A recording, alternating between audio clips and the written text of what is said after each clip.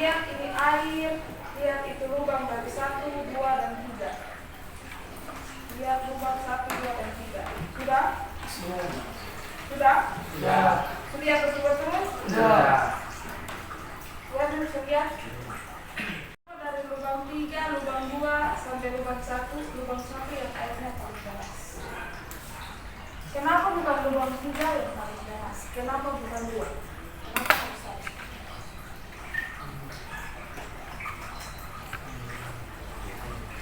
Oke. Silakan. Tekanan udara. Tekanan udara dari mana?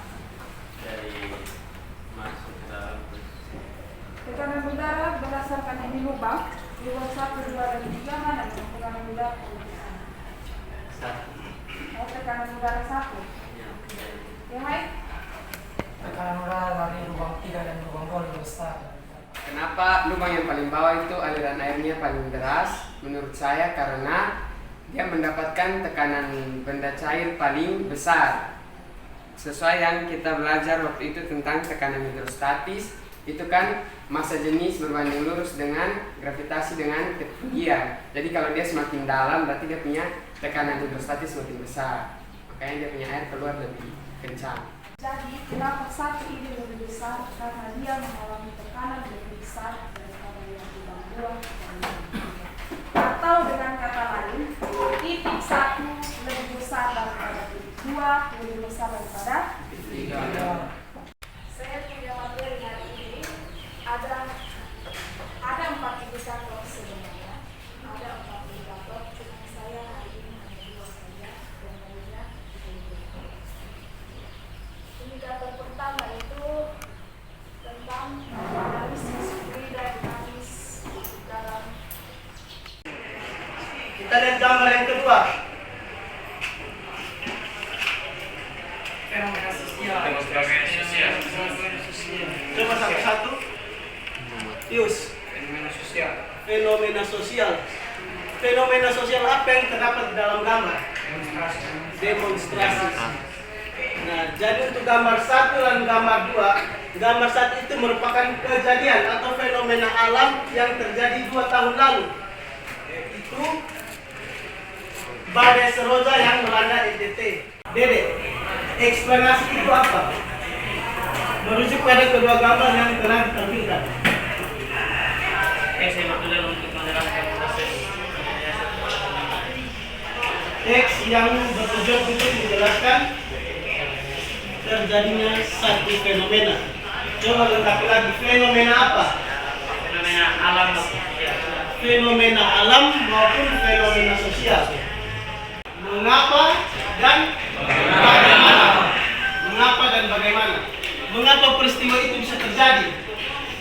Bagaimana dia punya proses, dia punya urutan peristiwa bisa terjadi.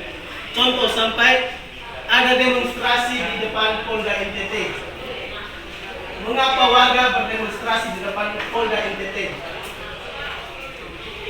Sebab akibat, proses, kausalitas. Nah, untuk itu 2 minggu lalu juga kita sudah bahas mengenai struktur eksplanasi. Ada 3 struktur di dalam eksplanasi. Yang pertama, Identifikasi fenomena. identifikasi fenomena. Yang kedua, Nando, proses kejadian. Yang ketiga, Bene, ulasan. Sama seperti teks-teks yang lainnya, harus ada struktur.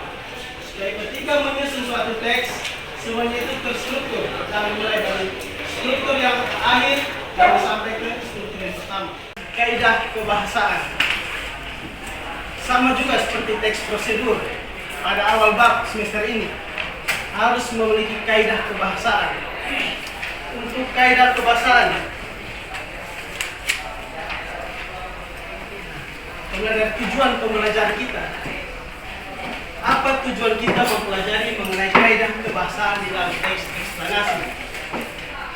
Tadi sudah dijelaskan oleh Dede bahwa eksplanasi itu mengenai fenomena alam maupun fenomena sosial. Nah, untuk itu, untuk teks eksplanasi yang memuat fenomena alam, Tentunya kata kunci atau istilah mengenai fenomena alam harus terdapat pada teks tersebut.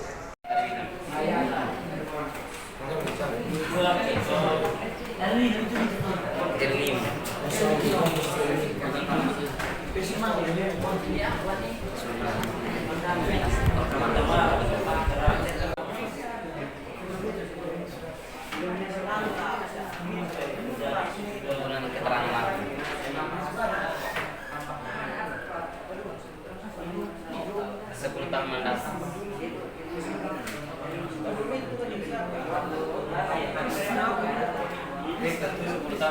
Teman-teman sekalian, Selamat pagi. Kami perwakilan dari kelompok 5 akan mempresentasikan hasil kerja kami kepada pembaca. Saya persilakan. Baik, itu saja soal. Tentukan kaidah kewasaan yang terdapat dalam teks eksplanasi di atas dan sertakan dengan pembuktian. Yang pertama, penggunaan istilah beserta makna kata yang kami dapat dari teks eksplanasi mengenai nasib hutan kita semakin suram, yakni istilah yang pertama flora yang mempunyai makna segala tumbuh-tumbuhan yang terdapat di suatu daerah. Istilah yang kedua fauna yang mempunyai makna segala binatang yang terdapat di suatu daerah. Dan istilah beserta makna kata. Istilah yang pertama, sektor, lingkungan suatu usaha. Yang kedua, hutan, tanah luas yang ditumbuhi pohon-pohon. Sektor sama dengan bagian. Sektor artinya bagian. Dominasi artinya dikuasai atau diikuti. Hektar artinya satuan yang mengukur suatu bidang yang luas. Krisis artinya kelangkaan dan kekurangan. Baik, terima kasih atas waktu dan kesempatan yang diberikan. Tadi pada nomor 1 dijelaskan dari Pak Doni bahwa penggunaan istilah beserta makna kata yang berkaitan dengan hutan. Contohnya seperti flora, fauna hayati, spesies El Nino, dan lain-lain. Tapi pada kelompok situ dicantumkan juga istilah seperti kecenderungan, nasib, persen, triliun yang sebenarnya jauh dari istilah-istilah tentang hutan. Jadi mengapa saudara mengambil istilah demikian? Untuk dijelaskan. Baik saudara Ari, terima kasih atas waktu kesempatan. Di sini kita lihat dari soal saja. Dia punya soalnya bilang penggunaan istilah beserta makna kata. Ini tidak akan sanggup paut dengan apa yang diterterakan pada nasib hutan.